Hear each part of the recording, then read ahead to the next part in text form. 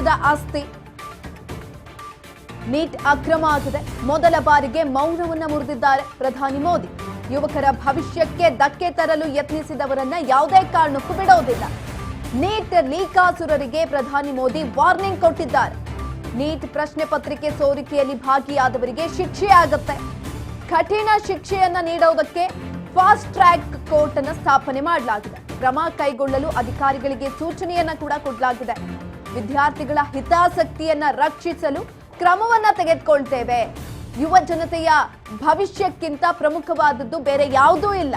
Neat ಪತ್ರಿಕೆ ಸೋರಿಕೆ ಮಾಫಿಯಾವನ್ನ ಮಟ್ಟ ಹಾಕ್ತೀವಿ ಅಂತ ಇದೇ ಮೊದಲ ಬಾರಿಗೆ ಪ್ರಧಾನಿ ಮೋದಿ ಅವರು ಟ್ವೀಟ್ ಅನ್ನ ಮಾಡಿದ್ದಾರೆ. ಟ್ವೀಟ್ ಮಾಡುವ ಮುಖಾಂತರ ಮೌನವನ್ನ ಮುರಿದಿದ್ದಾರೆ. ಮೊದಲ ಬಾರಿಗೆ ಮಾತನಾಡಿರುವಂತದ್ದು nothing is more important than the welfare and future of our youth ಅಂತ ಹಾಕಿದ್ದಾರೆ. ಮೊದಲ ಬಾರಿಗೆ ಮೌನವನ್ನ ಮುರಿದಿರುವಂತದ್ದು ಪ್ರಧಾನಿ ನರೇಂದ್ರ ಮೋದಿ ಅವರು. We have decided to set up fast track courts to ensure swift and stringent punishment for those involved in paper leaks. Have directed the concerned authorities and officials to take all necessary steps in the regard. This continues our series of steps of safeguarding the interest of students. Those who try to harm the future of youth will not be spread ಅಂತ ಹಾಕಿದ್ದಾರೆ. ಮೊದಲ ಬಾರಿಗೆ ಮೌನವನ್ನ ಮುರಿದಿರುವಂತದ್ದು ಪ್ರಧಾನಿ ನರೇಂದ್ರ ಮೋದಿ ಅವರು. ಈ ಮುಖಾಂತರ ಯುವ ಪೀಳಿಗೆಯೇ ನಮ್ಮ ಭಾರತದ ಶಕ್ತಿ. ಯುವ ಶಕ್ತಿಗೆ ಮೋಸ ಆಗಿದೆ. ಅದನ್ನ ಯಾವುದೇ ಕಾರಣಕ್ಕೂ ಕೂಡ ಬಿಡೋದಿಲ್ಲ. ನೀಟ್ ಪರೀಕ್ಷೆಯಲ್ಲಿ ಆದಂತಹ ಅಕ್ರಮದ ಕುರಿತಾಗಿ ಕ್ರಮವನ್ನ ತೆಗೆದುಕೊಳ್ತೀವಿ ಅಂತ ಪ್ರಧಾನಿ ನರೇಂದ್ರ ಮೋದಿ ಅವರು ಹೇಳಿದ್ದಾರೆ. ನಮ್ಮ ಯುವ ಪೀಳಿಗೆಯ ಕಲ್ಯಾಣ ಮತ್ತು ಭವಿಷ್ಯಕ್ಕೆ ಬೇರೆ ಯಾವುದೂ ನಮಗೆ ಮುಖ್ಯ ಅಲ್ಲ, ಅದೇ ಮುಖ್ಯ ಅಂತ ಹೇಳ್ತಿದ್ದಾರೆ ಪ್ರಧಾನಿ ನರೇಂದ್ರ ಮೋದಿ ಅವರು.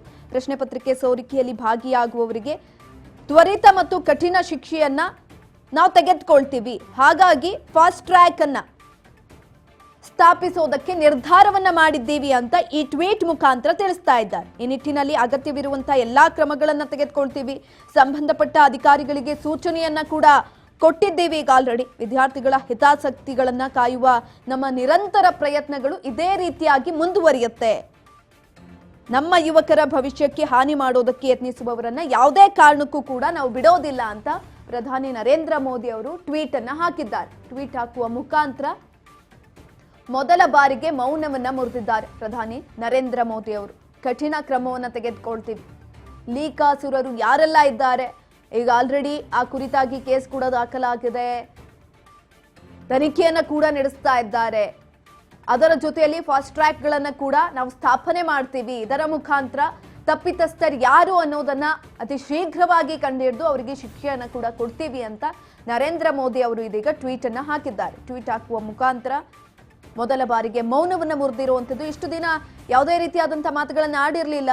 ಆದ್ರೆ ಯಾವಾಗ ದೆಹಲಿಯ ಜಂತರ್ ಮಂತರ್ನಲ್ಲಿ ಪರಿಸ್ಥಿತಿ ಉದ್ವಿಗ್ನ ಸ್ಥಿತಿಗೆ ಹೋಯ್ತೋ, ಪರಿಸ್ಥಿತಿಯನ್ನ ನಿಯಂತ್ರಣಕ್ಕೆ ತರೋದಕ್ಕೆ ಕಷ್ಟ ಆಗ್ತಿದೆ ಅಂತ ಗೊತ್ತಾಯ್ತು, ಈ ಸಂದರ್ಭದಲ್ಲಿ ಮೌನ ಮುರಿದಿದ್ದಾರೆ. ಇದೇ ಒಂದು ಹೇಳಿಕೆಯನ್ನ ಅಥವಾ ಇದೇ ಒಂದು ಸ್ಟೇಟ್ಮೆಂಟ್ ಅನ್ನ ಮುಂಚಿತವಾಗೇ ಮಾಡಿದ್ರೆ ಈ ಪರಿಸ್ಥಿತಿ ಬರ್ತಾ ಇರಲಿಲ್ಲ ಕೇಂದ್ರ ಸರ್ಕಾರಕ್ಕೆ. ಯುವಕರು ಬಯಸಿದ್ದಂಥದ್ದು ಒಂದು ಸ್ಟೇಟ್ಮೆಂಟ್ ಅನ್ನೇ ಕೊಟ್ಟಿರಲಿಲ್ಲ. ನೀಟ್ ಅಕ್ರಮದ ತನಿಖೆಯನ್ನ ಸರಿ ಮೋದಿಜಿ, ಆದ್ರೆ ನಮ್ಮ ಡಿಮ್ಯಾಂಡ್ ಇನ್ನೊಂದಿದೆ.